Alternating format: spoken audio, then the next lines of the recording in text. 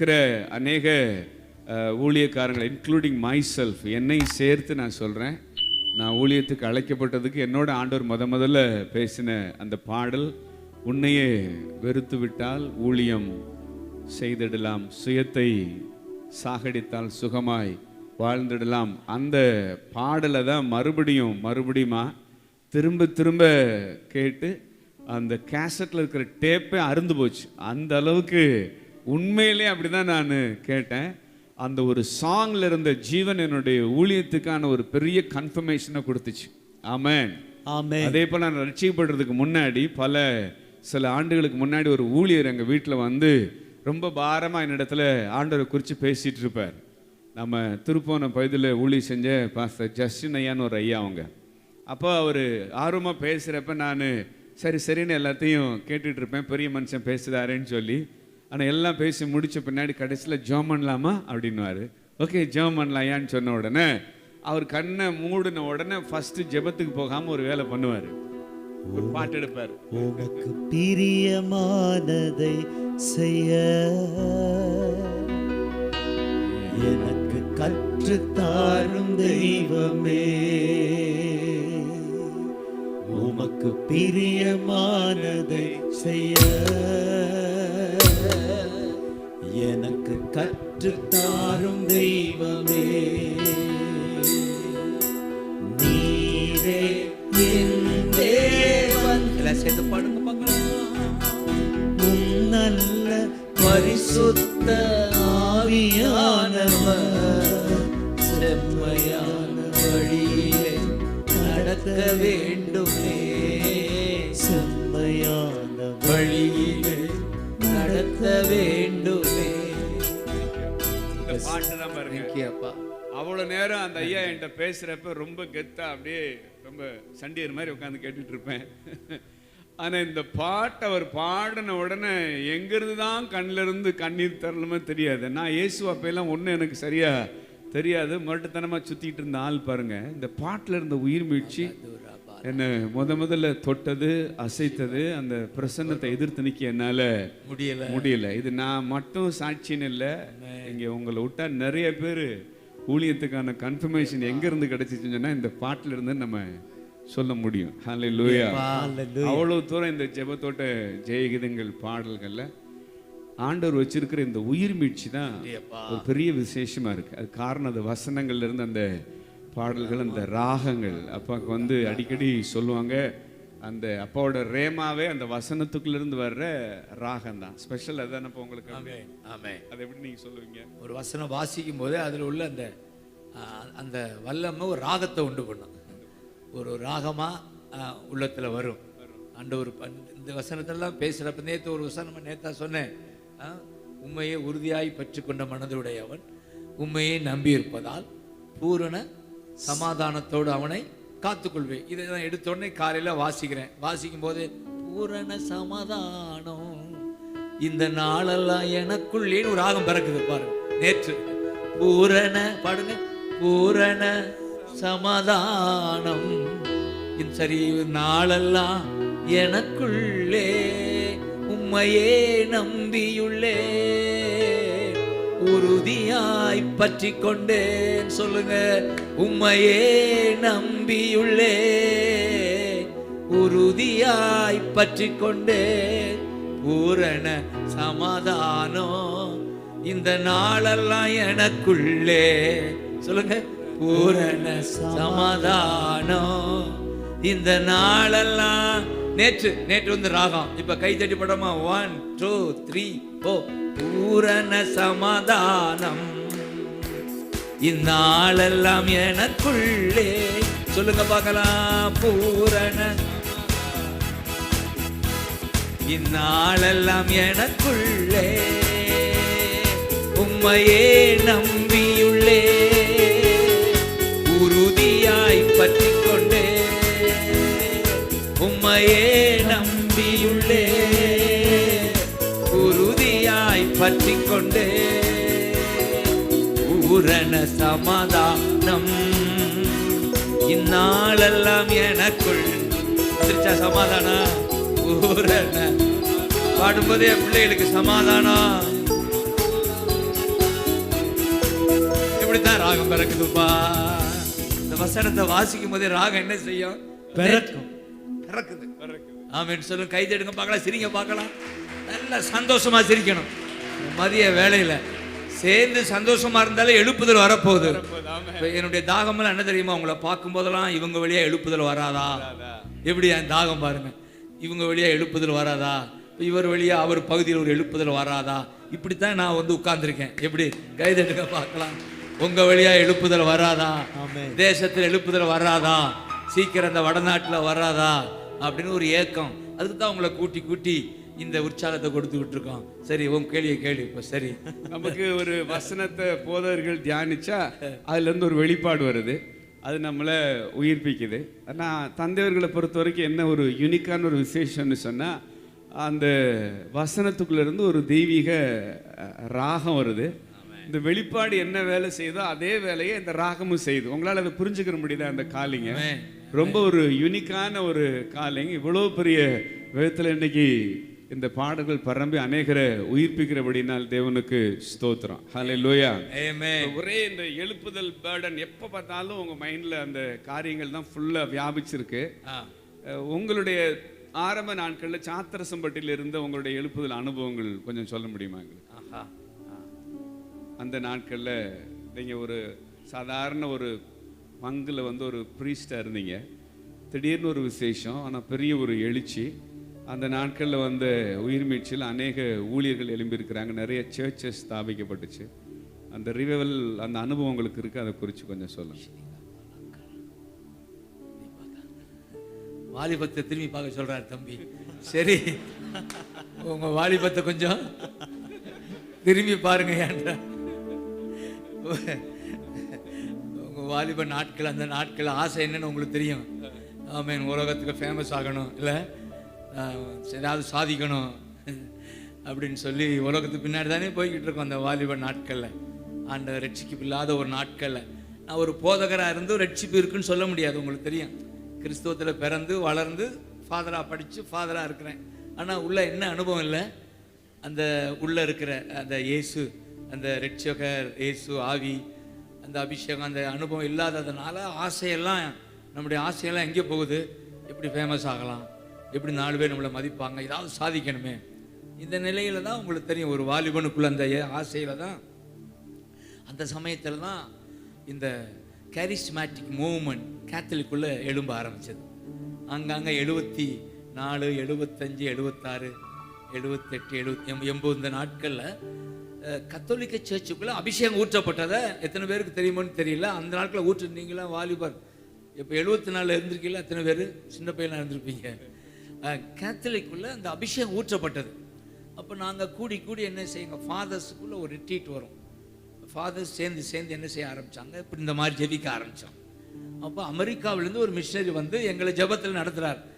ஏன்னா அங்கே பெந்த கோஸ்னா எங்களுக்கு பிடிக்காது, அதனால் அந்த பக்கமே திரும்பி பார்க்க மாட்டோம். அப்போ பெந்த கோசம் இந்த மாதிரிலாம் அதிகம் இல்லை. சிபிஎம் தான் கொட்டடிச்சிட்டு அந்த போய்கிட்டு இருப்பாங்க. அப்போ இந்த மாதிரி ஊருக்கு சபைகள்லாம் அப்போ ரொம்ப குறைவாக தான் இருந்துச்சு.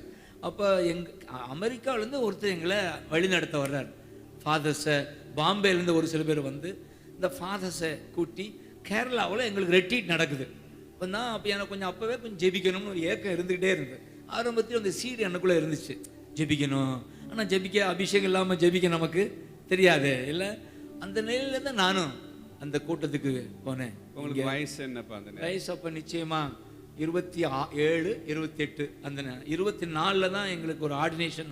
உங்களுக்கு தெரியும், கேத்தலிக் ஃபாதர்ஸுக்கு ஆர்டினேஷன் கொடுப்பாங்க, பிஷப் வந்து கொடுப்பாரு. அப்போ 74 நான் ஏப்ரல் 21 இது மட்டும் மறக்காமல் வச்சுருக்கேன். அந்த நாளில் தான் பல பேர் முன்னால் எங்களுக்கு அது அந்த அபிஷேகத்தை கொடுத்தாங்க. அது கத்தோலிக்க முறைப்படி. இப்போ இந்த 78, அப்போ வயசு 28, 29, 30 தேட ஆரம்பிக்கிறப்போ தான் அந்த ஃபஸ்ட்டு அங்கே போகும்போது எனக்குள்ளே ஒரு என்ன மாற்றம் வரும்னா, இந்த பாட்டு ரொம்ப தொட்டு சென்னைய எத்தனை பேர் இந்த ஆங்கில பாட்டு தெரியும்? I have decided to follow Jesus. I have decided to follow Jesus. I have decided to follow Jesus. No turning back, no turning. ஆங்கில பாட்டு தெரியுமா? ஆமென். இதை ஃபர்ஸ்ட் டைம் கேட்கும்போது எனக்குள்ள அந்த ஒரு உள்ளம் பொங்குது. நம்ம அவரை ஃபாலோ பண்ணல, நான் அவர் பின்னாடி போகலை. நான் போகிறது எங்கே? உலகத்தின் பெருமை, சிற்றின்ப மோகம், இதுக்கு தான் நம்ம பின்னாடி போகிறோம். ஆனால் இந்த பாடல் என்ன சொல்லுது? ஐ ஹவ் டிசைடட், இயேசுவின் பின்னே போக துணிந்தே, இயேசுவின் பின்னே போக துணிந்தே, இயேசுவின் பின்னே போக துணிந்தே, பின்னோக்கி பின்னோக்கி பின்னோக்கே நான், பின்னோக்கே இந்த ஆங்கில பாடல் I have decided to follow Jesus. I have decided to follow Jesus. I have decided to follow Jesus. No turning back. No turning. இதை நான் மறக்கவே முடியாது. அந்த பாடல் எனக்குள்ள கிரியை செய்ய நான் அப்படியே என்னுடைய பாரிஷ் இங்கேருந்து ஒரு 7 கிலோமீட்டரில் தான் நான் ஒரு 11 வருஷம் கத்தோலிக்க ஃபாதராக அங்கே தான் இருந்து நான் சர்வ் பண்ணேன்.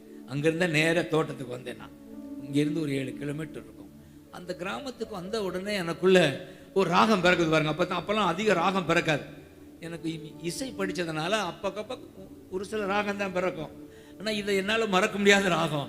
இயேசுவின் பின்னா நான் செல்வேன், திரும்பி பார்க்க மாட்டேன். தட்டி பாடுங்க பார்க்கலாம். திரும்பி பார்க்க மாட்டேன். பாடுங்க. இயேசுவின் பின்னா நான் செல்வேன், திரும்பி பார்க்க மாட்டேன், திரும்பி பார்க்க மாட்டேன். சிலுவையை முன்னா, சிலுவையை முன்னா. க்ளோரி. உலகமே பின்னா. தேங்க்யூ அப்பா, தேங்க்யூ அப்பா. ஹalleluya. உலகமே பின்னா, எல்லாமே பின்னால, சிலுவையே முன்னால், சிலுவையே முன்னா. இந்த பாடலை நான் என்னுடைய பங்குல கத்தோலிக்கத்துல கொயர் தான் இருந்துச்சு அந்த காலத்துல. இப்போ எப்படின்னு தெரியல, நம்ம போகல. கொயர் மட்டும் இருக்கும். அந்த கொயர் நான் ஆண்டவர் அந்த கொயரை அப்புறம் கேன்சல் பண்ணி காங்கிரிகேஷனே பாட வைக்கிறேன். எனக்கு ஆசை, எல்லாரும் பாடுங்க, இந்த பாடலை பாடுங்கன்னு சொல்லி. அப்போ எல்லாரும் பாடுறாப்புல. அப்போல்லாம் பாடல் இல்லை. ஆனால் நான் பாடலை ஏற்றி எல்லாரையும் பாட வைக்கிறேன். கத்தோலிக்கத்துக்குள்ளே நடக்குது. அப்போவே எனக்கு தெரியும் ஒரு எழுப்புதல்.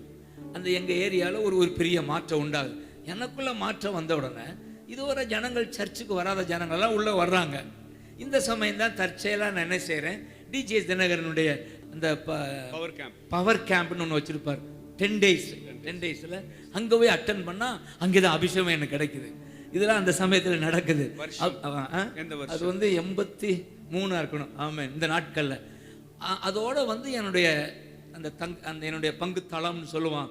அங்கே வந்தால் எனக்குள்ளே இருந்து ஒரு வல்லமை புறப்படுறதை நான் பார்க்குறேன். ஜனங்கள் தேடி வர்றாங்க, கையை வச்சா பொத்துன்னு விழுகிறாங்க. எனக்கே புதுசாக அனுபவமாக இருக்குது. அப்படின்னா சர்ச் நிரம்புது.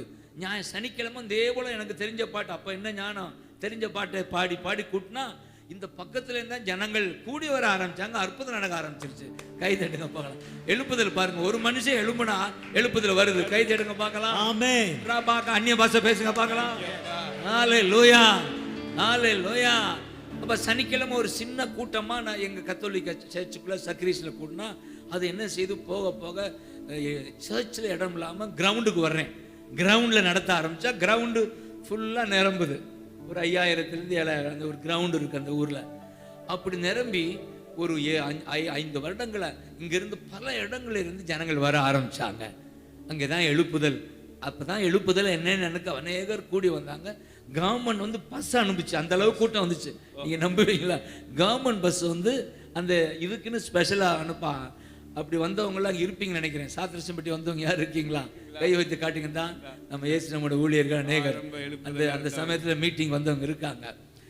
அப்போ என்ன சொல்கிற தம்பி, அப்போ எழுப்புதல் அந்த அபிஷேகம் எனக்குள்ளே வந்த பின்னாடி சர்ச்சுக்குள்ளே ஒரு பெரிய எழுப்புதல் வந்தது. கேத்தலிக் சர்ச்சுக்குள்ளே எழுப்புதல் வந்த பின்னாடி தான், அந்த ஏரியாவுக்குள்ளே எழுப்புதல் வந்த பின்னாடி தான் இந்த இடத்த நான் ட்ரை பண்ணேன். இந்த இடத்த கொடுத்தார். இது வந்து உங்களை ஆண்டவர் ஒரு எழுப்புதல் நடந்துச்சு, ஒரு அபிஷேகம் இருந்துச்சு, பாடல் வந்துச்சு. ஆனா இது கடவுள் உங்களுக்கு கொடுத்த விஷன் அப்படிங்கிற அந்த தெளிவு எப்போ உங்களுக்குள்ள வந்துச்சு? எப்பன்னு சொல்ல முடியல. அல்லேலூயா. இப்பதான் தெளிவா தெரியுது கர்த்தர் அழைச்சிருக்காரு நம்மளேன்னு சொல்லி. அப்ப எனக்கு தெரிஞ்சதெல்லாம் பாடுவோம், கூட்டுவோம் ஜனங்கள் இல்லை. இவ்வளவு பெரிய அறிவு. அப்ப கர்த்தர் அழைச்சதுனால தான் அங்கே அப்படி செஞ்சிருக்காருல்ல. அந்த அழைப்பு அப்பவே இருந்ததுனால தான், தாயின் வயிற்றிலே இருந்ததுனால தான் நமக்கே தெரியாம நமக்கு அழைப்பு வந்திருக்கு. எப்படி கை தட்டுங்க பார்க்கலாம். இல்லையா? நிச்சயம் அழைப்பில் நமக்கு இன்னும் தெரியாது இல்லையா? அழைப்பு அந்த ரட்சிப்பு கூட என்னன்னு தெரியாது. அப்புறம் தான் ரட்சிப்பா இது அப்படின்னு தெரிஞ்சது. எப்படி அப்படி ஒரு இன்னசென்டா இருக்கிற போதே கர்த்தர் நம்மளை நேசிக்கிறார். பாருங்க, கை தட்டுங்க பார்க்கலாம். நம்ம இன்னசென்டா இருந்தாலே, தெரியாம இருந்தாலே அவர் எல்லாம் செஞ்சு முடிச்சிடாரு. அல்ல இல்லையா? சித்தப்பா ஒரு சாட்சி சொன்னாங்க. நீங்க சின்ன வயசுல 7ஆம் கிளாஸோ 8ஆம் கிளாஸோ படிக்கிறப்ப ஒரு ஃபாதர் வந்து ஒரு அவங்க அம்மா அவங்களுக்கு வச்சிருந்த ஒரு அங்கி எடுத்து ஏதோ கொடுத்ததா ஒரு ஸ்டோரி சொன்னாங்க. உங்களுக்கு ஞாபகம் இருக்காது? அந்த காலிங்க குறிச்ச கன்ஃபர்மேஷன் ஞாபகம் இருக்கு. அதுல இதெல்லாம் ஞாபகம் இருக்கு. 7ஆம் வயது திருவரங்கம்னு ஒரு கிராமம் இருக்கு, கவனிச்சிங்களா? அந்த எங்க ஊர் பரமக்குடி பக்கத்துல ஒரு திருவரங்கம்னு, அங்கேதான் அதான் எங்களுடைய பங்குத்தோളം. அந்த கான்வென்ட் ஸ்கூல்ல படிக்கும் போது நான் முன்னாடி உட்கார்ந்துருக்கேன். ஒரு ஃபாதர், அவர் பிரான்ஸ்லேருந்து வந்திருக்கார். அவர் குழந்தையா இருக்கிற போது இந்த ஃபாதர் அங்கி போடுவாங்க பார்த்தீங்களா? ஃபாதர் அங்கி போட்டு அதுக்கு மேலே ஒன்றை போட்டு பூச வைப்பாங்க. பார்த்துருக்கீங்களா? கேத்தலிக்ஸ் வந்திருக்கீங்களா? அந்த சரி, உங்களுக்கு தெரியும். அந்த மேலே ஒரு ட்ரெஸ்ஸு, அந்த ட்ரெஸ் பேர் ஞாபகம் வந்துருச்சுல்ல, கேசக்கு மேலே ஒன்று ஆல்புன்னு சொல்லுவாங்க. அதை போட்டு அவர் தெரியல, சரி அவனுக்கு தெரியாது. சரி, அதை போட்டு அவர் வந்து பூச வைக்கிறார் இந்த மாதிரி. அப்ப யார் இருக்கா, நான் உனக்கு இந்த அங்கேயே போடுறேன் அப்படின்றாரு. நான் முன்னாடி இருக்க என்னையே கூப்பிட்டு அதை மாட்டி போயிடா இந்த பூசைன்னு சொல்லுவாங்க. என்னமோ செஞ்சோம், என்னன்னு தெரியல. ஆனா இது ஞாபகம் இருக்கு. என்னை என் மேல அவர் கண்ணுப்படுது, வா இங்க வா, உன் மேல இந்த அங்கேயே போடுறேன் அப்படின்னு சொல்லி அங்கேயே போடுறாரு. எலிசா மேல அங்கேயே போட்டாப்புல. அதனால 7 வயசு. அப்ப 7ஆம் கிளாஸ் படிக்கணும். வயசு என்ன இருக்கும்? 12 வயசுல. அப்ப பாருங்க, அப்பவே அழைத்தல் பாருங்க. ஆனா அது அழைத்தல் யாருக்கு தெரியும்? சரி, இது ஒரு ஜாலியா இருக்கு, நல்லா தான் இருக்கு. ஆனா எனக்கு ஒரு ஏக்கம் எனக்குள்ள, நீ சாமியாரா போகணும், சாமியாரா தெரியுதான், ஃபாதரா போயிடணும்னு ஊர்ல தூண்டிகிட்டே இருப்பாங்க, என்ன அறியாமலே எங்க வீட்லயும். ஆனா அது வந்து கம்முன்னு உள்ளத்துல இருந்துச்சு. அது வந்து அது ஒரு பக்கம். ஆண்டவர் அழைப்பு அப்படி ஒரு சமுதாயமே தள்ளி விட்டது மாதிரி ஆயிடுச்சு. அழைப்பு எப்படி பாருங்க. ஒருவேளை நான் ஃபாதரா போகாம ஊருக்குள்ள போனா அடி விழுந்தது போல இருந்திருக்கலாம். சமுதாயமே தள்ளுது நம்மளை பாருங்க எப்படி. நான் ஒரு காலகட்டத்தில் வாலிப கட்ட சினிமா மேல மோகமா வந்து சரி போகாம திரும்பி வரலாமான்னு நினைச்சதெல்லாம் உண்டு. ஆனா சமுதாயம் என்னை விடாது, எனக்கு தெரியும், கொன்றுவாங்க நம்மளை, போயிடுவோம் எப்படியாவது. எப்படி பாருங்க ஆண்டவர் எப்படி அழைப்பு வச்சிருக்காருல்ல. ஒருவேளை பின்வாங்கி போகாம கர்த்தர் அப்படியா சமுதாயத்தை வச்சு நம்ம ஒரு இதெல்லாம் நினைச்சு போகும்போது அழுகையா வரும். எப்படி தேவன் நம்மளை நேசித்திருக்காரு, நம்ம மேல கண்ணு வச்சிருக்காரு, எப்படி அழைப்பு, எப்படி அழைக்கணும் என்பதில் அவர் குறியா இருந்திருக்காரு. நம்ம ஒரி இல்லாம அவர் குறியா இருந்திருக்காரு பாருங்க. அன்றே அது நினைப்பு வரும். சரி, உன் கேள்வி தொடரட்டும், கைதங்க பார்க்கலாம், உன்னுடைய கேள்விகள் தொடரட்டும். அந்த நாட்கள்ல ஆண்டவர் அறியாதிருந்த அந்த பருவத்திலேயே அவங்கள அற்புதமான விதத்துல இதை செஞ்சிருக்கிறாங்க. ஆனா இப்ப அதை நினைச்சு பாக்குறப்ப அது காலிங், கடவுளே அதை செஞ்சிருக்கிறாரு அப்படின்னு உணர்ந்து நம்மளால அதை நன்றி சொல்ல முடிகிறது. ஹல்லேலூயா. இப்ப அடுத்து ஒரு இந்த அழைப்புக்கு 30 வயசுல அவங்க கீழ்ப்படிஞ்சு வந்ததுனால இன்னைக்கு ஒரு உலகளாவிய ஒரு தாக்கத்தை உண்டு பண்ணக்கூடிய ஒரு உயிர்மீச்சுள்ள பாடல்களை தந்தைவருடைய கரத்தில் ஆண்டவர் கொடுத்திருக்கிறார். ஆமென். அது மட்டும் இல்லாம பல சபைகள் வந்து இந்த ஜெபத்தோட்ட ஊழியத்தின் மூலமா இன்னைக்கு இலங்கையிலையும் சரி மற்ற இடங்கள்லையும் சரி அது ஸ்தாபிக்கப்பட்டு அங்கங்க இன்னைக்கு வளர்ந்து நிற்கிது. ஆனா நான் உங்களிடத்துல பார்க்குற ஒரு பெரிய விசேஷம் என்னன்னா, ஒரு ஸ்தாபனம் அப்படிங்கிற ஒரு எல்லைக்குள்ள நிற்காம ஒரு பாடி ஆஃப் கிரைஸ்ட், ஒரு பரந்த இதுல வந்து சில காரியங்கள் நடக்கணுங்கிற அந்த ரிவைவல் பேர்டன் தான் உங்களுக்குள்ள ஜாஸ்தியா இருக்கு. ரைட். ரிவைவல் பேர்டன் தான் அதிகமா உள்ளுக்குள்ள தூண்டப்படும். எழுப்புதலை குறித்த ஒரு பாரம், ராட்சியத்தை குறித்த ஒரு ஏக்கம். நம்பி சொல்ற காரியம் உங்களுக்கு புரியுதா? நம்ம ஸ்தாபனம்ன்றது பெருசு இல்லை, ஆனா நீ நினைக்கிறபடி ரிவைவல் எழுப்புதல் எங்கே, ஆதி திருச்சபை அற்புதம் எங்கே, அப்படி ஒரு ஏக்கம் தான் எனக்குள்ள படுது. சொல்லு தம்பி. ஸ்தாபனம் நான் பார்த்துட்டேன். ஸ்தாபனம் அப்படிங்கன்னு தனிப்பட்ட விதத்தில் முக்கியப்படுத்தினா எழுப்புதல் அவுட்டுன்றாங்க. ரைட். ஆமாம், நம்மளுடைய ஸ்தாபனம் தான் முக்கியம் அப்படின்னு எந்த நபருக்குள்ள அந்த உணர்வு தூக்கலாக இருக்கோ அங்கே ரிவைவல் வர்றதுக்கு வாய்ப்பே இல்லை. எல்லாம் ரிவைவலிஸ்ட்டை அனலிஸ்ட் பண்ணி சொன்ன ஒரு காரியம். ஸோ ஒரு ஸ்தாபனத்துக்கு ஒரு தலைவர் அப்படிங்கிறத விட, ப்ரேயர் கார்டனுக்கு ஃபவுண்டருங்கிறத விட அவர் என்னன்னா ஒரு ரிவைவலிஸ்ட் அப்படிங்கிற எண்ணம் தான் மைண்டில் ஹெவியாக ரெஜிஸ்டர் ஆகுது. இப்போ உங்கள் மனசில் இந்த நாட்கள் இருக்கிற ஹெவியான பேர்டன் என்ன? அதுதான் இப்போ வடநாடு போயிட்டு வந்தோம். நம்ம சபைகள் போல் அங்கே பல ஏக்கம் உண்டு. கர்த்தரை அந்த இடங்களை பார்த்தா ஜனங்கள் அறியாமல் இப்படி ஒரு ஏக்கம். அப்போ தேசத்தில் ஒரு எழுப்புதல் வரணுமே என்ற ஒரு தாகம். இதுதான் நமக்குள்ள தலையாக எனக்குள்ள மைண்டில் இருந்துக்கிட்டே இருக்கிறனால இதுக்கு என்ன செய்யணும்னு உங்களுக்கு தெரியும்.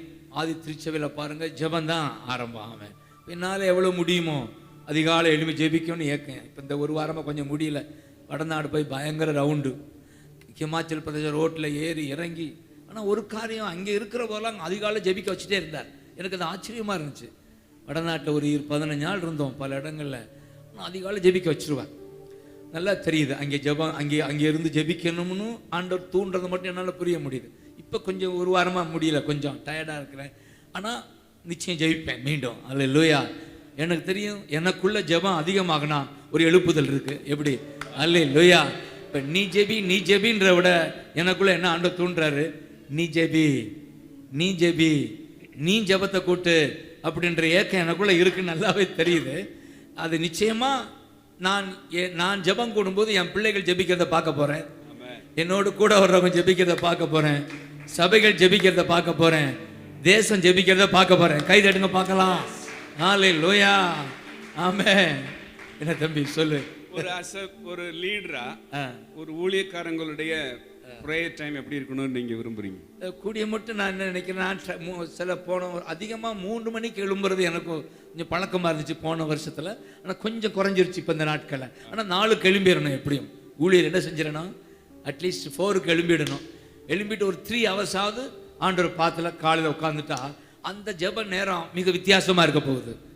அதில் ஆண்டவர் நீங்கள் பேசுகிற அந்நிய பாஷை வசனம் அதில் வர்ற தாக்கம் ஒரு மிகுந்த பலத்தை கொடுக்கும். 3 ஹவர்ஸ் அட்லீஸ்ட்.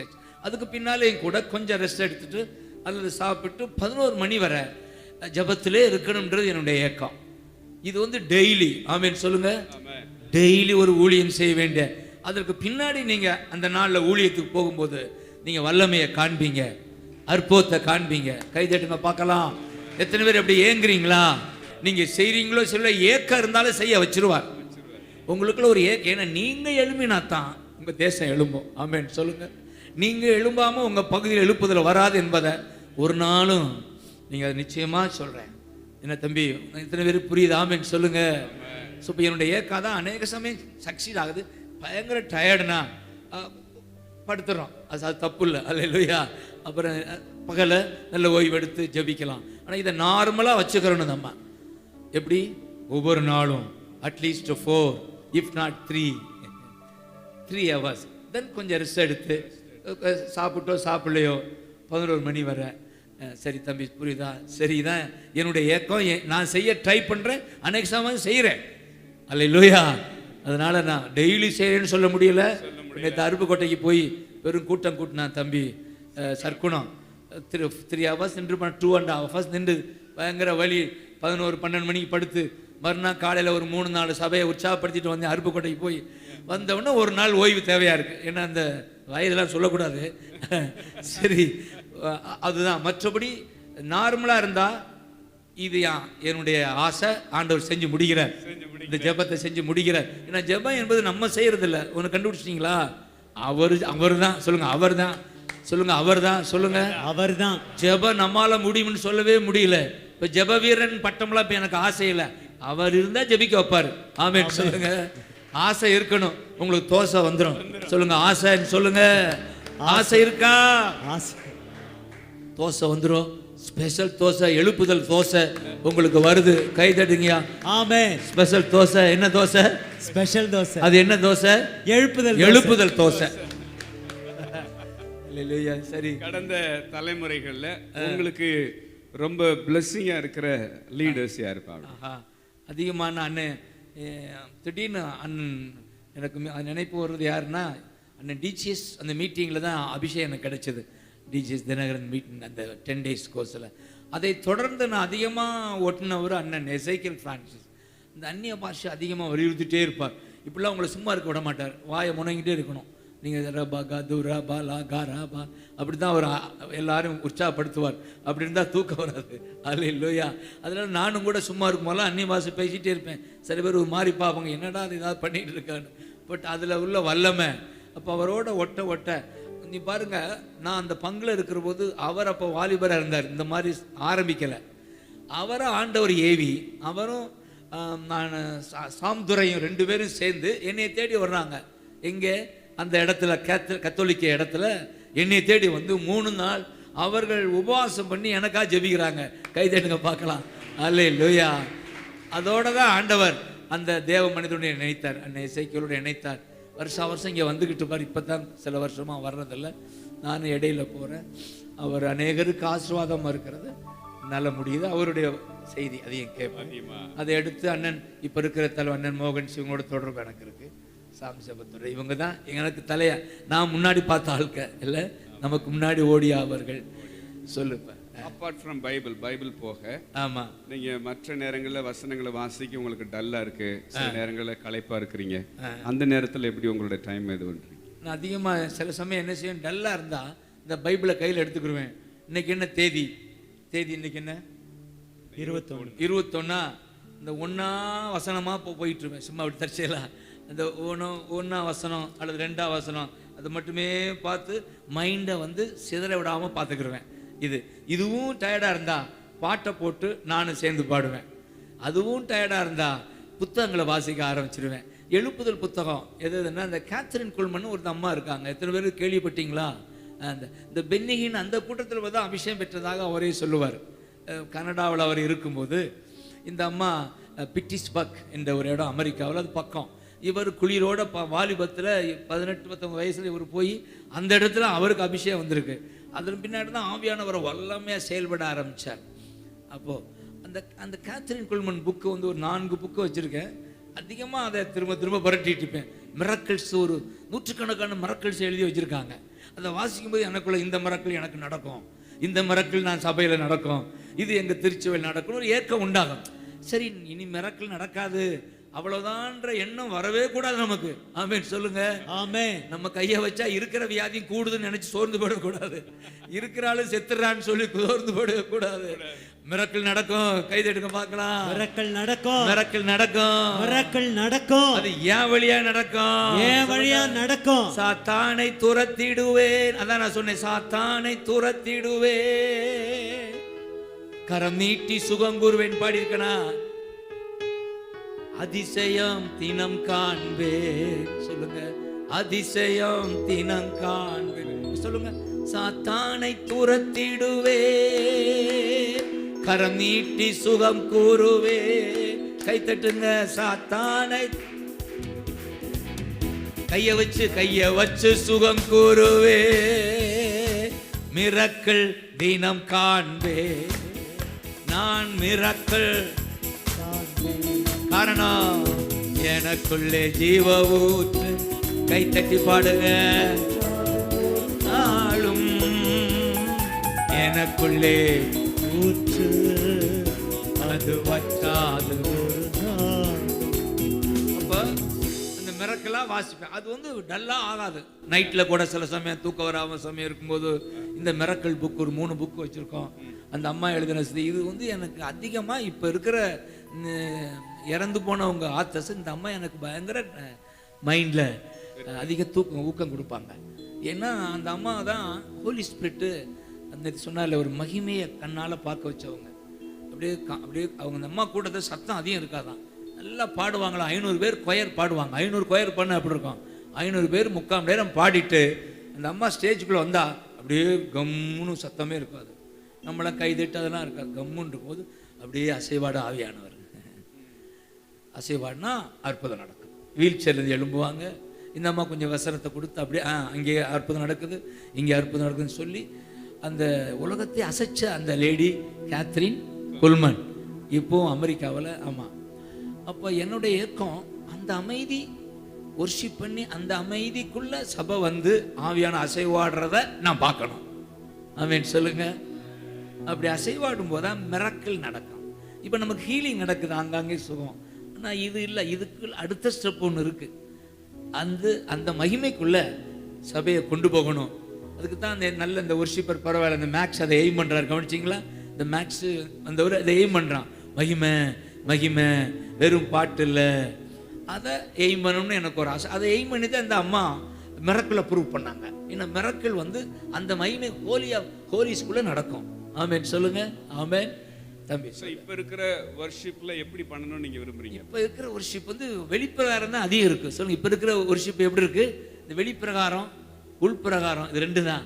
ஆனால் ஹோலிஸ்குள்ள போற ஒரு ஒர்ஷிப்பு இல்லை என்று என்னுடைய பயங்கர ஆதங்கம். ஆமேன் சொல்லுங்க. ஆமேன்.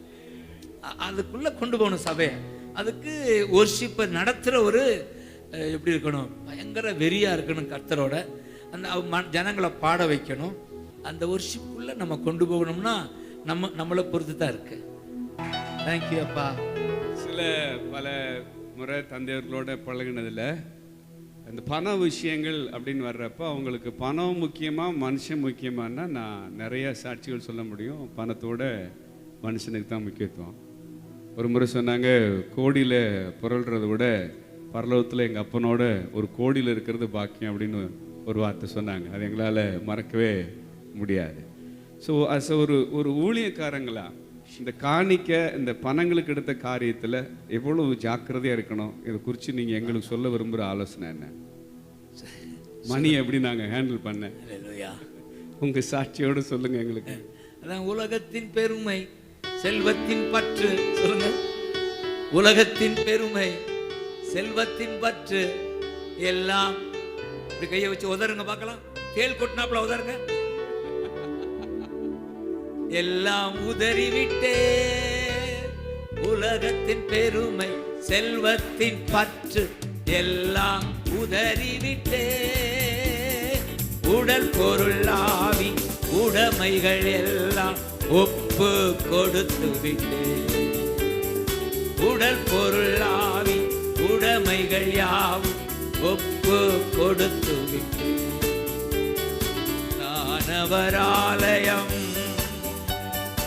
எனக்குள்ளே இயேசு. தேங்க்யூ அப்பா. ஆலயம், எனக்குள்ளே இயேசு, நான் அவர் ஆலயம், எனக்குள்ளே இயேசு, எனக்குள்ளே இயேசு, நான் அவர் ஆலயம், எனக்குள்ளே இயேசு, எனக்குள்ளே இயேசு. அப்ப என்ன சொல்றது தெரியல. எல்லாருக்கும் பணம் தேவை. நான் என்ன சொல்ல, எல்லாரும் கோடீஸ்வரராக மாறுவார்கள்னு எனக்கு ஒரு ஆசை. என் பிள்ளைகள்லாம் கோடீஸ்வரராக மாறி ஒரு சொந்த வீடு கட்டி ஒரு சொந்த வாகனம் வச்சு ஒரு சொந்த ஆலயம் கட்டினா அதை விட மகிழ்ச்சி, எனக்கு சந்தோஷம். கைதடுங்க பார்க்கலாம். அல்லேலூயா. இப்போ அருப்புக்கோட்டை ஸ்டேஜில் ஒரு 20 பேரை ஊழியை நிறுத்தி வச்சு, ஆண்டவரே சொந்த இடம் இல்லாதவங்களாம் வருவதாக, சொந்த ஆலயம் வருவதாக. நான் அழுதுகிட்டு தான் வர்றேன். இப்போ பணம் தேவை. இதில் என்ன சொல்ல தெரியல எனக்கு. ஆனால் என்ன சொல்கிறது, நான் பணத்துக்காக ஓடக்கூடாது என்பதுதான். அந்த பணத்தை எய்ம் பண்ணி ஊழியம் பண்ணக்கூடாது என்பது ஆண்டவர் எனக்கு கற்றுக் கொடுத்த பாடம். இங்கே இருந்து நான் போகிறோம்னா பணம் அது இல்லை, நமக்கு ஆத்துமா ரட்சிக்கப்படணும். ஆமேன் சொல்லுங்க. ஆமேன். எழுப்புதல் வரணும், ராட்சியம் கட்டப்படணும். இதுதான் நம்முடைய தலையாகிய ஏக்கமாக இருந்தால் அதாவது வர்ற பாக்கெட் நிரம்பும். அதை படி கவலைப்பட தேவையில்லை. அது வாட்டுக்கு நேரமும் யாராவது ஒருத்தர் கொடுப்பாங்க. ஆனால் இவங்க தான் கொடுப்பாங்கன்னு போய் நிற்கக்கூடாது, இவங்க கொடுப்பாங்கன்னு நினைக்கக்கூடாது. நமக்கு நம்ம தரிசனத்தில் குறியா இருந்தோம்னா பணம் ஒரு ஒரியே இல்லை. சொல்லுங்க, தரிசனத்தில் குறியா இருந்தா பணம் ஒரு ஒரி இல்லை. சொல்லுங்க, குறியா இருந்தா அது மேல ஒரி வராது, குறியாயிரு. எழுப்புதல்ல ஆத்தும ஆதாயத்துல கர்த்தருடைய ஊழியத்துல உனக்கு கொடுத்த தரிசனத்துல நீ குறியா இருந்தா நீ வெறியா இருந்தா இந்த பணத்து மேல ஒரி இல்லாம ஆக்கிடுவாரு. அப்படித்தான் நான் ஆண்டவர் கொடுக்குறார். இந்த தோட்டம்லாம் ஒரு 10,000 ரூபாய் கையில் இருந்துச்சு. இது ஒரு பெரிய காடு. 88 இதை சுத்தம் பண்ணி ஆரம்பித்தோம். 10,000 ரூபாய் இல்லாமல் கூட நான் என்னுடைய பழைய பங்கில் போய் என் சொந்த ஃப்ரெண்ட்ஸ்கிட்ட கொடுங்கடே, நான் ஒரு ஊழியை ஆரம்பிக்கிறேன்னு வாங்கிட்டு வந்தேன். 10,000 சேர்த்து ஒரு ஷெட்டை போட்டு உபாசம் ஆரம்பித்தோம். கொஞ்சமாக எனக்கு அந்த காசு கேட்டு பழக்கம்ல உங்களுக்கு தெரியும். காணிக்கையெல்லாம் பிரித்து கொடுங்கலாம் பழக்கம் நமக்கு இல்லாததுனால மேலே பார்த்த பழகி ஆண்டவர் கைவிட்டாரா? கோடிகளை கொடுத்து கட்ட வச்சுட்டாரு பாருங்க. ஆமென். ஆமென் சொல்லுங்க. அல்லேலூயா. அதனால நீங்க தேவனுடைய ராஜ்யத்து மேல குறியா இருந்தா இந்த பணம் ஒரு பெரிய வரும். ஆமென் சொல்லுங்க. நீங்க பணமே வா அப்படின்னு சொல்லுங்க. ராஜ்யத்துக்காக பணமே வா அப்படின்னா யார் வழியாவது வரும். ஆமென் சொல்லுங்க. ஆமென். நீங்க உண்மையா இருந்து பாருங்க. அதுக்கு என்ன சொல்ல நீ அப்புறம் எங்களுக்கு நிறைய வாங்கி பழக்கம் இருக்கு. ஆமா, அதுல தான் குறியா இருக்கிறோம். ஆஹா. ஆனா நீங்க வாங்குறது மட்டும் இல்ல, கொடுக்கறதுலயும் ரொம்ப கவனமா இருக்கிறீங்க. அல்லேலூயா. இதை குறிச்சு எங்களுக்கு ஏதாவது சொல்லுங்க. ஏன்னா நமக்கு பணம் நம்முடையது இல்லை. உங்களுக்கு தெரியுமில்ல, இல்லை பணம் நம்முடையது இல்லை, கர்த்தருடைய பணம். எனக்கு போக இது எங்கே போகணும்? அவருடைய ஊழியத்துக்கு போகணும். ஆமென் சொல்லுங்க. எனக்குன்னு போக இப்போ அதான் பெரிய ஆச்சரியம். இப்போ நம்ம குடும்பம் எனக்கு ஒரு இல்லாதனால, ஆனால் நம்ம தேவைகள் அதிகம் இருக்குது தோட்டத்துக்கு. ஆனாலும் நமக்கு போக இதை கொடுன்னு சொல்லுவார். சில சமயங்களில் நீங்கள் கவனிச்சிருக்கீங்களா, கொடுக்கும்போது ஒரு சந்தோஷம் உண்டாகும். சில சமயம் சில பேர் கட்டாயப்படுத்தி வாங்கிட்டு போங்க, ஏன்டா கொடுத்தோம்ன்று கொடுத்துட்டு ஆனால் அவன் ஏமாற்றி கொண்டு போயிட்டான்னு சொல்லி. ஆனால் கர்த்தர் ஆசீர்வதிப்பார். சில சமயம் கொடுக்கும்போது ஒரு பயங்கர மகிழ்ச்சி உண்டாகும். ராட்சியத்துக்கு விதைக்கிறோம், இந்த விதை நிச்சயம் வளர்ந்து நமக்கே திரும்ப பலனா வரும். ஆமென் சொல்லுங்க. ஆமென். பணம் என்பது நம்முடையது அல்ல.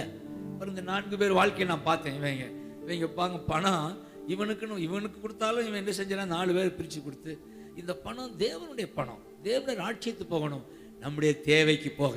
இப்போ நீங்கள் பிள்ளை குட்டி வச்சுருக்கீங்க, உங்கள் பிள்ளை குட்டிக்கு தான் சேர்த்து வைக்கணும். அந்த பிள்ளை குட்டி குடும்பத்துக்கு கொஞ்சம் தேவைகள் போக, மற்றதெல்லாம் எங்கே போயிடணும்? ராட்சியத்துக்கு போகணும். அப்போ ராட்சியம்னா யாரு? உண்மையா ஓடுறவனை பற்றி உங்களை காட்டுவார். இவன் ஓடுறான் உண்மையா, இவனுக்கு கொடு. இப்போ நான் டெல்லிக்கு போயிருந்தேன். டெல்லியில் ஒரு வீட்டில் தங்கியிருந்தேன். அப்போ நான் சென்னையிலேருந்து டெல்லிக்கு போக முன்னாடி ஒரு அம்மா செக்கு கொடுத்தாங்க. பாட்டு ஆசீர்வாதமாக இருக்குன்னு சொல்லி செக்கை பார்த்தா 1 லட்சம் செக்கு என் கையில் போடுறாங்க. எனக்கு அது ஆச்சரியமாக இருக்குது. அந்த செக்கை எடுத்துக்கிட்டு ஒருவேளை இங்கே கொடுத்தா இங்கே போட்டு போயிருப்பேன். கையில் எடுத்துகிட்டு நான் டெல்லி போனால், கடைசி டெல்லியிலேருந்து கிளம்புனா ஒரு வீட்டில் தங்கியிருக்கேன். நல்ல ஊழியர் அவர். அந்த ஊழியருக்கு நைட்டில் இதை கொடு, இந்த 1 செக்கை கூட அவருக்கு அப்படின்னு தூண்டுறாரு. நான் சொன்னேன், இந்த செக்கை நான் தர்றேன், நீங்கள் இன்னும் 2 ரூமுக்கு ஏசி போட்டு வைக்கணும், நான் டெல்லிக்கு அடிக்கடி வருவேன், உங்கள் வீட்டில் தங்குவேன், எனக்கு ஒரு ஏசி ரூம் போடுங்க அப்படின்னு சொல்லி அந்த 1 லட்சத்தை கொடுத்தா அவருக்கு ஒரே சந்தோஷம்.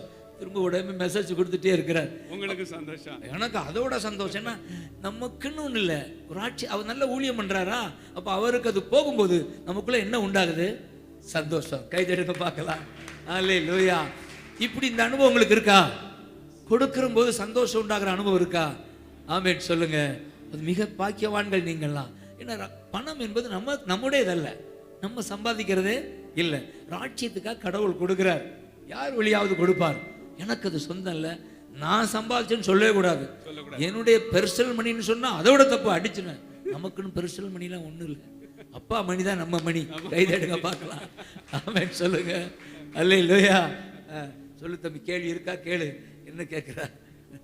உணவு விஷயத்துல நாங்க ஊழியக்காரங்க எப்படி இருக்கணும்? அடாடா, இது ஒரு சொன்ன கேட்டது புரிஞ்சுதா உங்களுக்கு?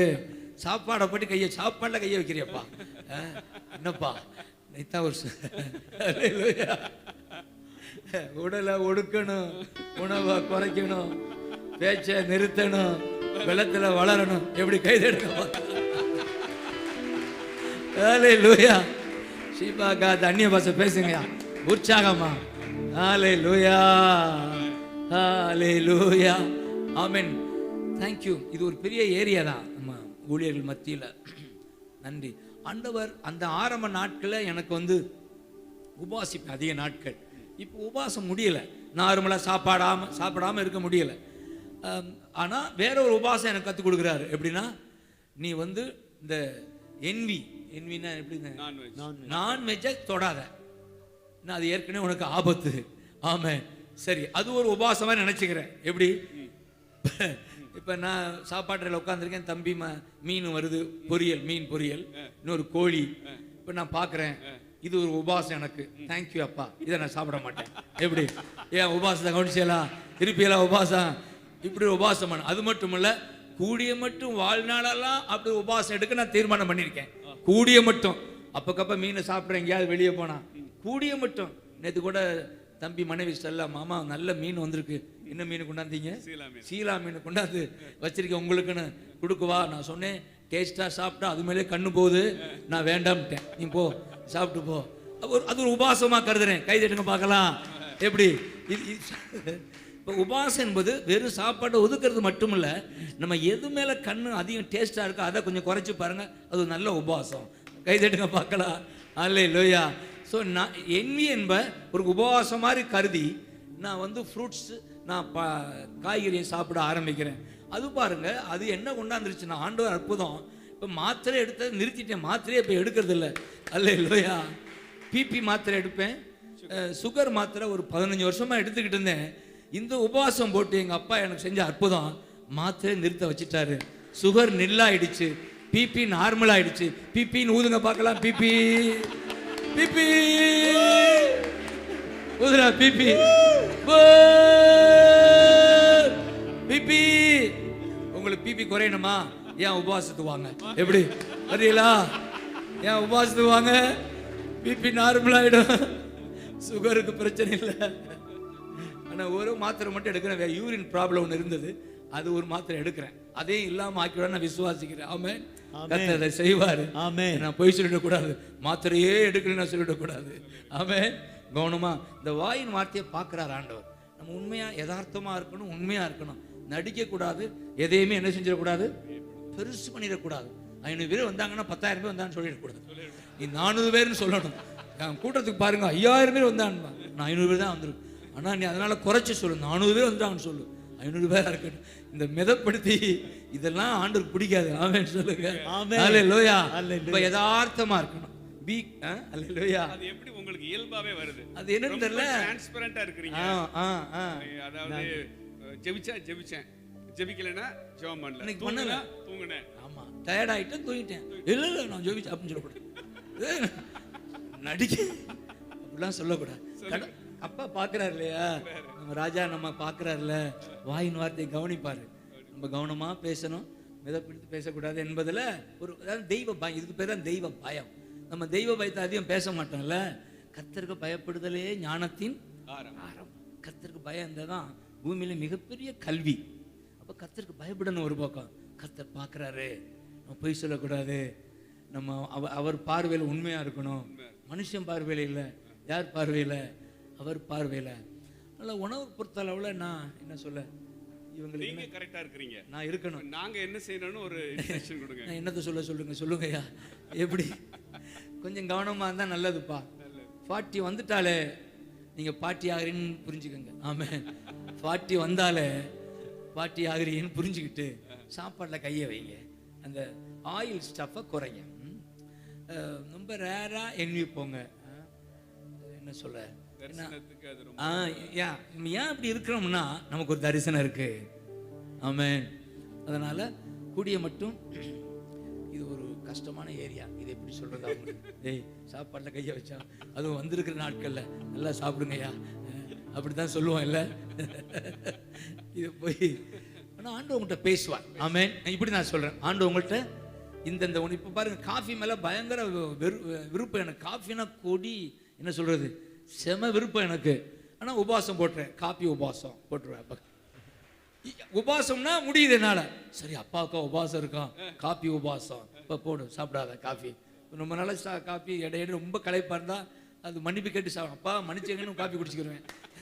காப்பி உபவாசம். எப்படி, டீ உபவாசம், காப்பி உபவாசம்.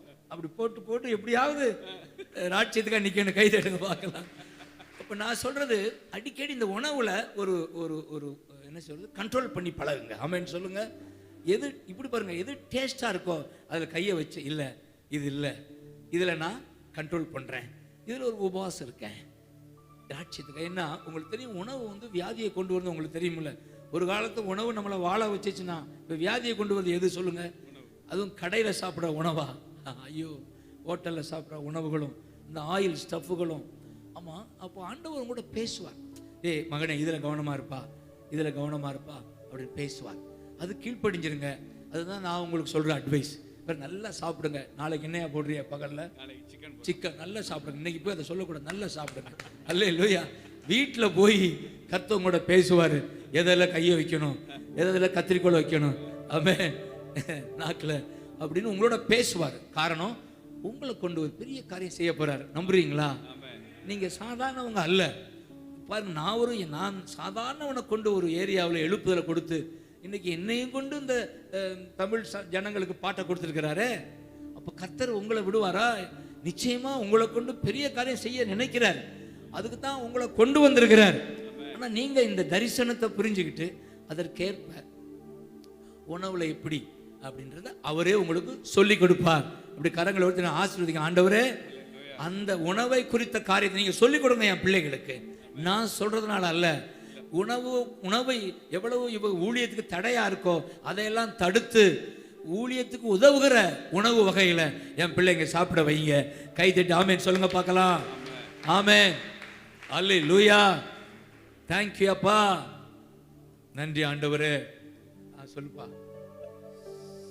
நிறைய நேரங்களில் உங்களை நாங்கள் வெளியிலேருந்து பார்க்குறப்ப எங்க எல்லாருடைய பார்வைக்கு நீங்கள் ஒரு அன்பான ஒரு தகப்பன், ரொம்ப கைண்டாக இருக்கிறீங்க அப்படிங்கிறது தான் எங்கள் மைண்ட்லலாம் ரெஜிஸ்டர் ஆகிருக்கு. ஆனால் சில நேரங்களில் சில டெசிஷன் எடுத்தீங்கன்னா நீங்கள் ரொம்ப ஸ்ட்ராங் ஆயிடுறீங்க.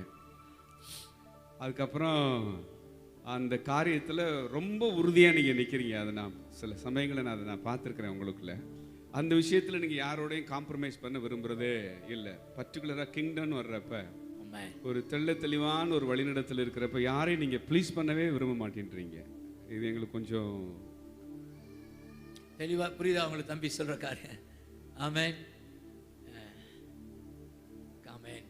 ராட்சியம்னு வந்துட்டா அப்புறம் என்ன உங்களுக்கு சொல்லுங்கள், என்ன செத்துறணும். ஆமென் சொல்லுங்க. அது யாரையும் ப்ளீஸ் பண்ணுறது நம்ம கவனமாக இருக்கவே. அப்படிதான் ஆண்டவர் ராட்சியம் தேவனுடைய காரியம் இது அப்படின்னு வந்துட்டா நம்ம வந்து ஸ்ட்ராங்காக இருந்தே ஆகணும். ஸ்ட்ராங்காக ஹார்டில் இதுதான் இப்படி தான் நான் நிற்பேன். ஏன்னா என் ஆண்டவர் இப்படித்தான், இதுதான் என் ஆண்டவருக்கு பிரியம் அப்படின்ற வரும்போது அந்த ஸ்ட்ரென்த்தை கொடுக்குறார். ஆமென் சொல்லுங்க. நீங்க அதனால கஷ்டப்படுறீங்களா? இல்லை, நிச்சயமா இல்லை. அப்போ வந்து நம்மளை புரியாது. ஒரு நாள் நீதி வெட்ட வெளிச்சமாகும். ஆமென் சொல்லுங்க. ஒரு நாள் என்ன ஆகும், நம்ம எடுத்த டிசிஷன் சரியான்னு சொல்லி சமுதாயம் சொல்லும். இப்போ அந்த சமுதாயம் ஒரு மாதிரி பார்க்கலாம்.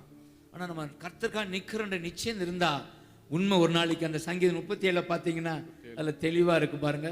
உன் வழியை 37:5 உன் வழியை கர்த்தருக்கு கொடுத்து விடு, அவரையே நம்பியிரு.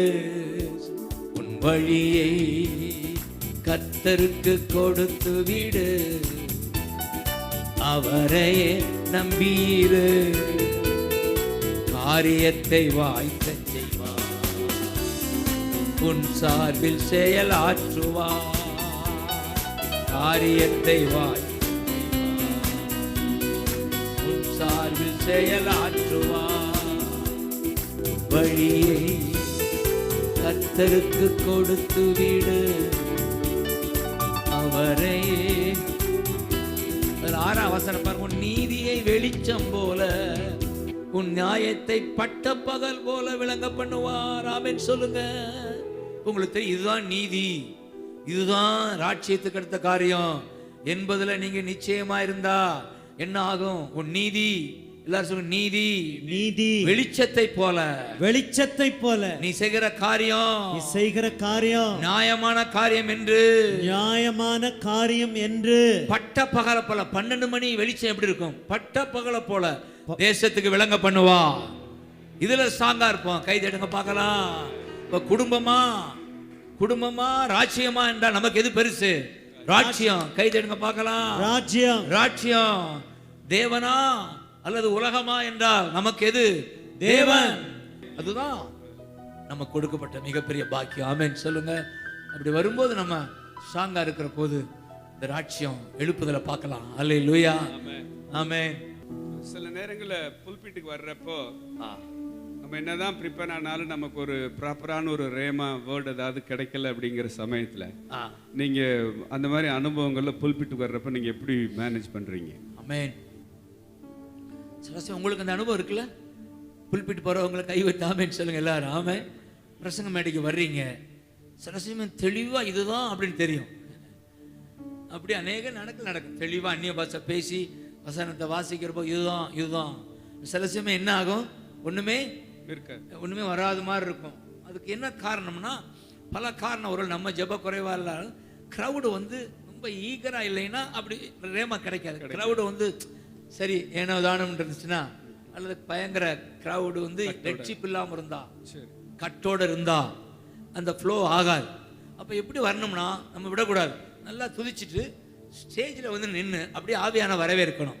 வரவேற்று அப்படியே துதிக்க ஆரம்பிக்கணும். அப்படி துதிக்க ஆரம்பிக்கும் போதே ஆனால் ஒரு பாரத்தோடு வரணும். என்ன பாரம்? அத்தனை பேருக்கா நான் கண்ணீர் வடிக்கிறேன் ஆண்டவரே, எப்படி உள்ளே வரணும். இன்றைக்கெல்லாம் அப்படி தான். இன்றைக்கி ரேமா தெளிவுன்னு சொல்ல மாட்டேன், ஆனால் பயப்படாத மட்டும் வந்துகிட்டே இருந்துச்சு காலையில் இருந்து. உங்களுக்கு தெரியுதில்ல, ஆனால் தெளிவாக அதான்னு என்னால் சொல்ல முடியல. அதை வச்சு நான் வந்து எப்படி வர்றேன்னா, ஆண்டவரே ஒவ்வொருவருக்காக நான் ஜெபிக்கிறேன். நம்முடைய பாரம் அப்படி இருக்கணும். மேடைக்கு வரும்போது என்ன செய்யணும், அந்த ஒவ்வொருவரை பார்த்து பார்த்து ஜெபிக்கணும். ஆண்டவரே நல்லா இருக்கட்டும், சோகமாக இருக்கட்டும், அற்புதம் நடக்கட்டும்னு அப்படி பார்த்து பார்த்து அந்த ஒர்ஷிப் சமயத்தை அப்படியே துதிக்கும் போதே ரேமா உண்டாகுது. ஆன் தி ஸ்பாட் ரேமா உண்டாகும். கை தட்டுங்க பார்க்கலாம். அல்லேலூயா. இதை நான் அநேக முறை பார்த்துருக்கேன். ஆன் தி ஸ்பாட் கொஞ்சம் தயார் பண்ணியிருந்தாலும் நல்லா கொடுப்பாரு. ஆன் தி ஸ்பாட் இல்லைன்னா புது ஆத்துமாக்கள் தான் உங்களுக்கு தெரியும், சுவிசேஷம் வந்து தயார் பண்ண தேவையில்லை, இருக்கவே இருக்கு இயேசு நாமம். அதை அப்படியே கொண்டு போய் ஒரு பாரம் மட்டும் இருந்துகிட்டே இருக்கணும். நீங்கள் நிற்கிற க்ரௌடு மேலே உங்களுக்கு ஒரு கண்ணீர் வரணும். ஆமென் சொல்லுங்க. அவங்களுடைய வேதனையை, அவங்களுடைய பிரச்சனையை உங்கள் வேதனையாக நினச்சி அவங்க முன்னாடி வந்து நின்னா உங்களை பயன்படுத்துவார். கை தட்டுங்க பார்க்கலாம். அல்லேலூயா. அப்போ ரேமா வருது தம்பி. ரேமா வராட்டினாலும் நமக்கு பாட்டை வச்சு பாட்டிலே ரேமா வரும். ஆமென். நீங்க ரேமா எப்படி உங்களுக்கு கிடைக்குது? இன்னைக்கு உங்களுக்கு ரேமா அனுபவங்கள் எப்படி? ரேமா வந்து வழக்கமா இந்த பைபிளை படிச்சிட்டு போதே ஒரு வசனம் வரும், அந்த வசனம் வழியா பேசுவார். அல்லது எழும்பும் போதே ஒரு வசனம் வரும், அல்லது ஒரு பாட்டு வரும். அப்போ பிடிச்சிக்கலாம். ஆமென்.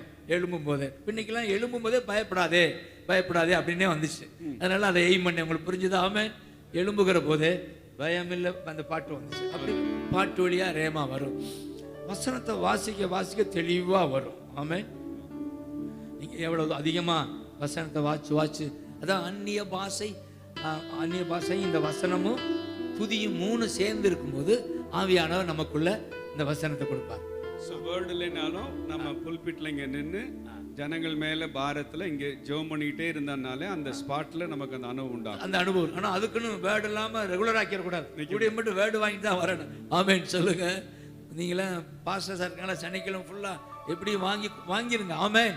ஒரு வேலை கிடைக்காத பட்சம் கண்ணீரோட வந்து நில்லுங்க. ஆன் தி ஸ்பாட் கொடுப்பாரு. கை தட்டுங்க பார்க்கலாம். அல்லேலூயா.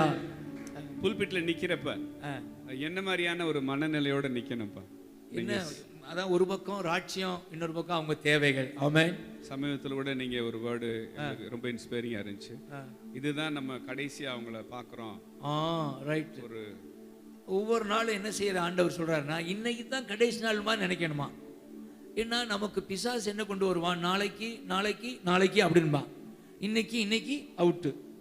இன்றைக்கு நான் இன்னைக்கு உண்மையா இருக்க போறேன்ப்பா, இன்றைக்கு நான் எனக்கு கொடுத்த வேலையை செய்ய போறேன்ப்பா, இன்றைக்கு நான் யாரை பார்க்குறேன்னு அவங்களுக்காக அழ போறேன், அவங்களுக்காக ஜெபிக்க போறேன், இன்றைக்கு நான் ஊழியம் செய்ய போறேன்ற அந்த இன்றைக்கு என்ற தாட்டு மிக தேவைப்பா. Live for today. இன்றைக்கு நீங்க வாழணும். ஆமென் சொல்லுங்க. ஆனா அதிகமா நாளைய தினத்தை குறித்து தான் கலங்கிட்டே உட்காந்துருப்போம், தலையை சொரிஞ்சுக்கிட்டு நாளைக்குன்னு. இன்னைக்கு வந்து நிற்பான் அழுவையோட, அவனுக்கு ஜெபிக்க நமக்கு தோணாது.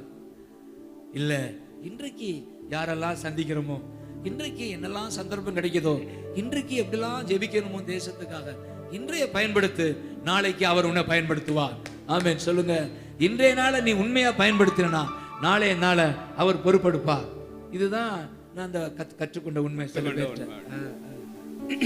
தேங்க்யூ. நாங்க இன்னொரு காரியம் உங்கள்கிட்ட ரொம்ப க்ளோஸா அப்சர்வ் பண்ணது, தேங்க்யூ, யாராவது சொல்றாங்கன்றதுக்காக இல்லாம இது தேவ சித்தமா, இது செய்யறது தான் தேவனுடைய சித்தமா அப்படின்னு ரொம்ப கவனமா அந்த ஒவ்வொரு காரியத்திலையும் அந்த சித்தத்தை தான் நீங்க முன்னிலைப்படுத்துறீங்க. இப்போ அந்த பாடல்ல கூட இந்த வால்யூம்ல வந்ததுல அதுதானே போதும்ல அந்த வரி வருது, அதுதானே என் உணவு, இதற்காக வாழ்கிறேன், அந்த வரி பாடுங்க. செய்வதுதான் என் வாழ்வின் ஏக்கமையா, விருப்பம். கைதட்டி பாடுங்க. செய்வதுதான் என் வாழ்வின் ஏக்க இதுதானே என் உணவு, இதற்காகத்தான் உயிர் வாழ்கிறேன். இதுதானே என் உணவு, இதற்காகத்தான் உயிர் வாழ்கிறேன். ஏசையா என் மீட்பரே, சொல்லுங்க. ஏசையா என் மீட்பரே, இதுதானே என் உணவு, இதற்காகத்தான் உயிர் வாழ்கு.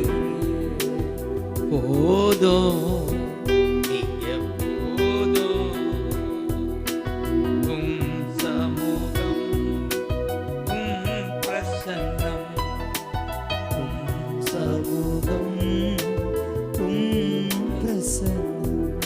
ஊழியமே அவர்தானே. ஆமென் சொல்லுங்க. ஊழியமே என்ன? அவர்தான். அவரோட கூட இருக்கிறதா ஊழியம். அவர் நடத்துவதுதான் ஊழியம் இல்ல? நாங்களும் சித்தம் செய்கிறோம். ஆ, நீங்க ஒவ்வொரு காரியத்திலையும் அதுக்கு ஒரு ரொம்ப இம்பார்ட்டன்ஸ் கொடுத்து அதை நீங்க பார்க்கறாங்க. பார்க்குறோம். அப்படி அப்படி எனக்கு தெரியல, உனக்கு சின்ன தெரியும். சூடு ஏதாவது உங்களுக்கு அனுபவம் இருக்காயா? எனக்கு அப்பாவோட மீட்டிங் போகிறப்ப இந்த அனுபவம்லாம் நான் அப்பாவுக்கிட்ட நான் நிறைய பார்க்க ஆண்டவர் உதவி செஞ்சுருக்கிறார். ஒரு நேரம் நான் வந்து இங்கேருந்து தங்கச்சி மடம் போனோம். ஒரு நைட் ப்ரேயர் இங்கே நடக்குது. அப்போ அப்பா கிட்ட கேட்குறேன், அப்பா காலையில் நான் ஊருக்கு போட்டோமாப்பா அப்படின்னோடனே அப்பா சொல்கிறாங்க, ஆண்டவர் என்ன சொல்கிறாருன்னு பார்த்துட்டு நான் சொல்கிறேன்டா, அதனால் நைட் ப்ரேயர் முடி, அடுத்த நாள் காலைல 8 மணிக்கு என்னை வந்து பாரு அப்படின்றாங்க. 8 மணிக்கு போன உடனே நீ எப்படி நினைக்கிற, போகணுன்னு நினைக்கிறியா இல்லை இருக்கணும்னு நினைக்கிறியா அப்படின்னு உடனே அப்பா இல்லைப்பா நீங்கள் என்ன சொல்கிறீங்க அப்படின்னு உடனே தெய்வம் உனக்குள்ளே என்ன பேசுகிறாரு அப்படின்னு.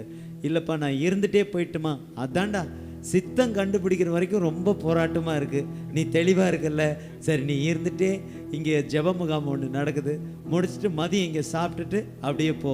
அப்போ நான் யோசித்து பார்க்குறேன், அப்பா நினச்சிருந்தாருன்னா டே நைட் ப்ரேயர் முடிஞ்சில்ல அடுத்த நாள் காலைல கிளம்பு அப்படின்னு சொல்லியிருந்துருக்கலாம்.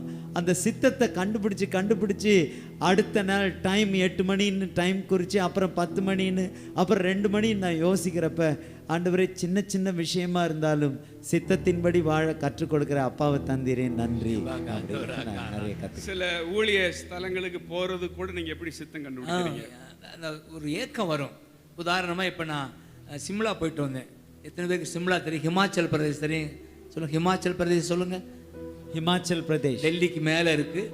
பஞ்சாப், ஹரியானா, உத்தரகாண்ட், ஹிமாச்சல் பிரதேஷ். அதான் ஆண்டவர் ஒரு 1 இயருக்கு முன்னாடி 2 இயர் தெரியல காட்டினார். இப்போ அங்கே நான் போயிட்டு வந்தேன். நான் பீட்டரை கூப்பிட்டு எங்கள் அருமையான கோவரை கூட்டிகிட்டு ஒரு சிம்லா போய் அங்கேருந்து பல இடங்களுக்கு போய், அப்போ சிம்லான்னு இப்போ நினைக்கும் போதே எனக்கு ஒரு ஏக்கம் வருது, திருப்பி போகணும்னு ஆசையை தூண்டுறார். இப்போ எனக்கு தெரியுது சிம்லானால தேவன் அதை விரும்புகிற இடம்னு தெரியுது. இப்போ அதே சமயம் வந்து நேற்று கேட்குறாங்க அயர்லாண்டுக்கு வா அல்லது இங்கே கனடாவுக்கு வா அமெரிக்காவுக்கு வாங்கும்போது அதில் என்ன இல்லை, எனக்கு ஒரு ஏக்கம் இல்லை. எனக்கு புரியுது. அப்போ ஏக்கம் இல்லைன்னா அது என்ன இல்லை? சித்தம் இல்லை. கை தட்டுங்க பார்க்கலாம். ஆமென். உங்களுக்குள்ள ஒரு ஏக்கம் வரணும். அப்போ ஆண்டவர் இப்போ நான் சிம்லாவுக்கு அடுத்து சீக்கிரம் போயிடணும், ஏன்னா அங்கே ஒரு ஸ்தலம், அங்கே ஒரு ஊழியம் ஆரம்பின்னு சொல்லிட்டு இருக்காரு. அதே போல் நான் டெல்லியில் ஜெபிச்சிட்டு இருக்கேன். டெல்லியில் கோவாவை காட்டுறார். கோவா, இப்போ கோவாவுக்கு போகணுன்னு துடிப்பு வருது. இப்போ பர்மாவை காட்டினார். இப்போ பர்மாவுக்கு அடுத்த வாரம் போகிறோம். இப்படி ஆண்டவர் பேசுவார் நம்மோட. அவர் சித்தம் எதுன்னு சொல்லி நமக்குள்ள தூண்டுறதை அடிக்கடி உணர்த்துவார். அப்போ இதை செய்யணும் தான் ஏற்க வருதே என்று கூப்பிடுற இடத்துக்கெல்லாம் போகணும்னு ஆசை இல்லை. உங்களுக்கு புரியுதா?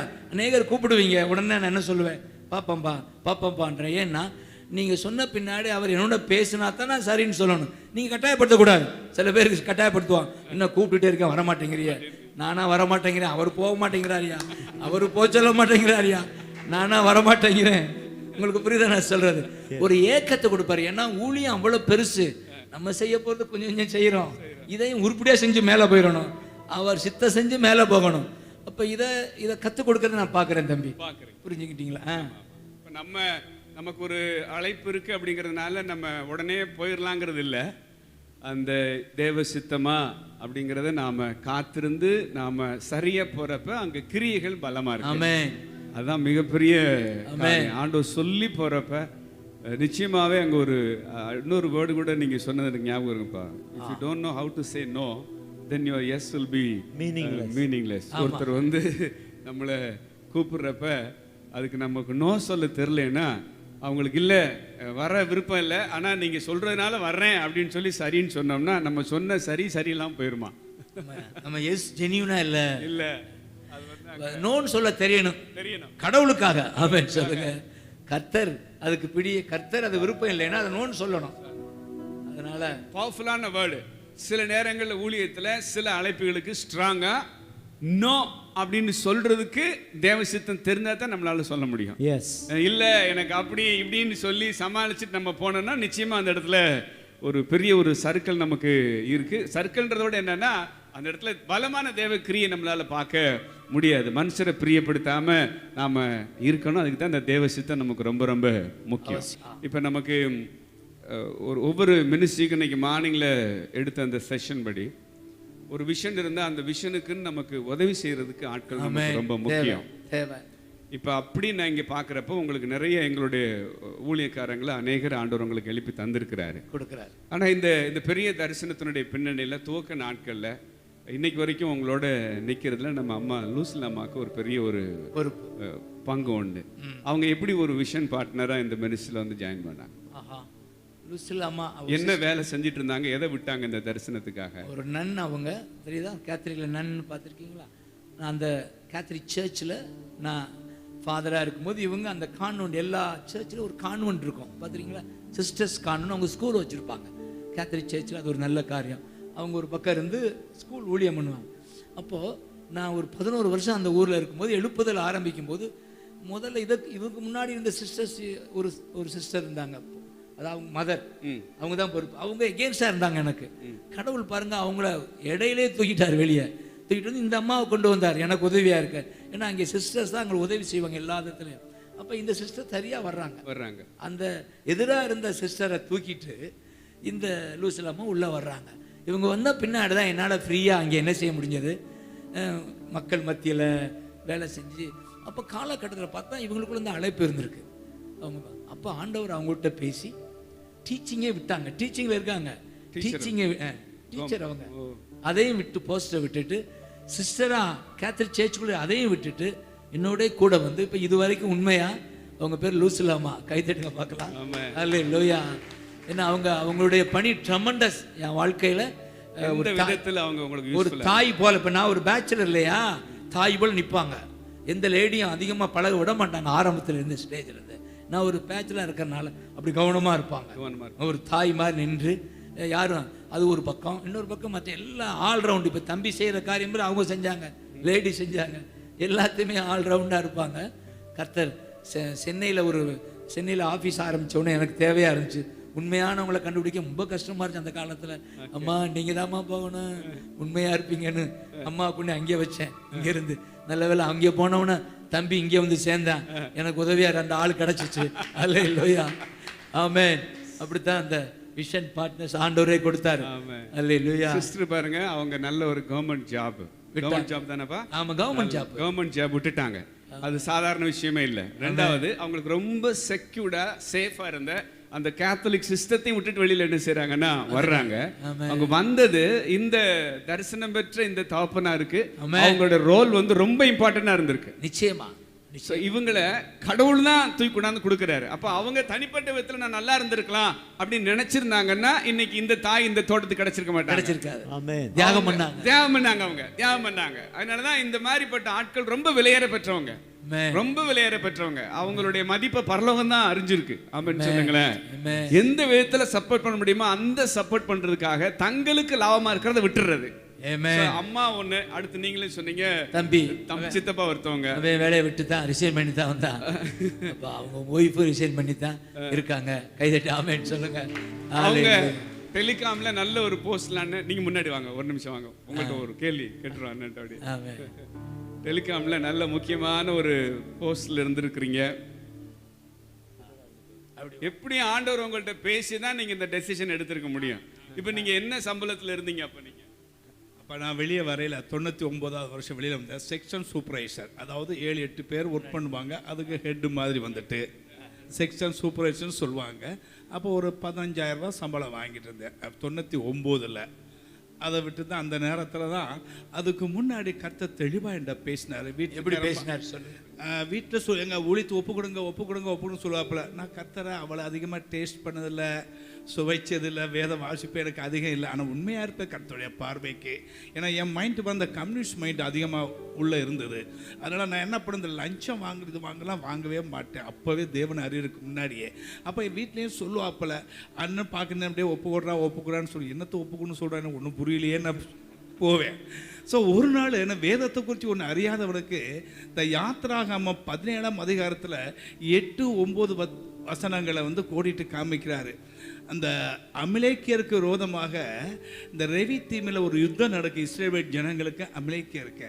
அப்போ மோசே சொல்லுவார் அல்லவா, யோசுவா பார்த்து, நீ ஜனங்களை கூட்டிக் கொண்டு அவரோட யுத்தம் செய், நம்ம மலையில் ஏறி ஜபத்தில் இருக்குன்னு சொல்லி போயில ஆரோன ஊரும் அவன் கரங்களை பலப்படுத்த தூக்குவாப்பில். ஸோ அதுதான் வேதத்தில் இருக்குது. எனக்கு இந்த விஷயம் தெளிவாக வருது. அண்ணன் நிற்கிற மாதிரி, நான் இன்னும் யாரும் எக்ஸ்ட்ரா போய் நிற்கிறாங்க, டே புறா கையப்புறா அப்போ நானும் கை தூக்குறான். அப்படியே வந்துட்டு இப்படி அந்த தரிசனம் 2 தடவை எனக்கு வந்தது.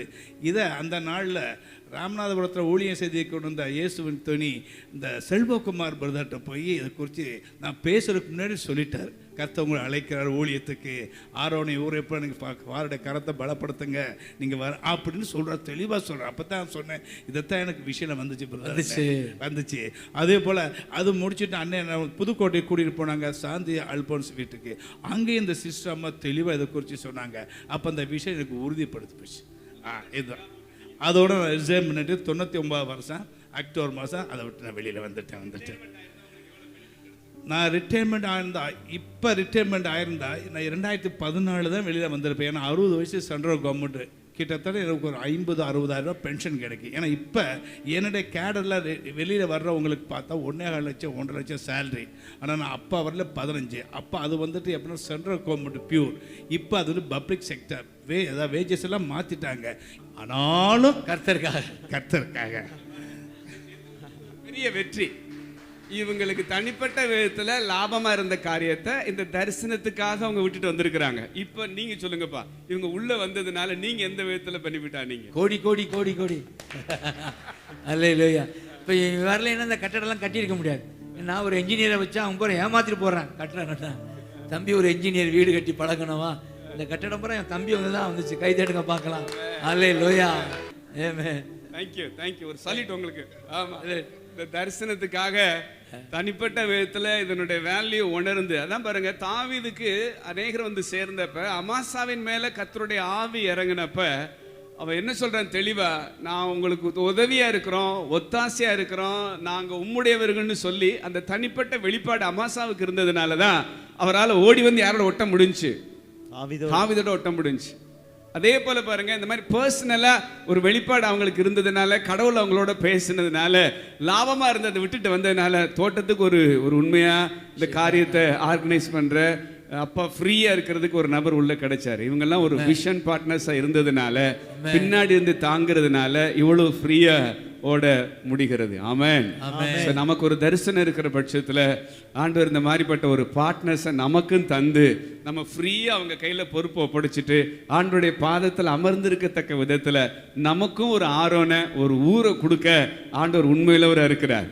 சிலர் நம்மளை புரிஞ்சுட்டு வரத்தான் போறாங்க. ஐயா, உன் தரிசனம் ஜீவன் உள்ளது, உன் தரிசனம் உண்மை உள்ளது, இந்த தரிசனத்துக்காக எனக்கு லாபமா இருந்ததை நான் தூக்கி வீசிட்டு உனக்கு ஒத்தாசை செய்ய, உனக்கு உதவியா இருக்க நான் ஊழியத்தில் இணையிறேன்னு சொல்லக்கூடிய ஆட்களை தீர்க்க தரிசனமா சொல்லி அனுப்புறோம். உங்களுக்கு வரப்போற நாட்கள்ல இந்த மோசேக்களை சந்திக்க ஆரோன் எதிர்கொண்டு வரப்போகிறார்.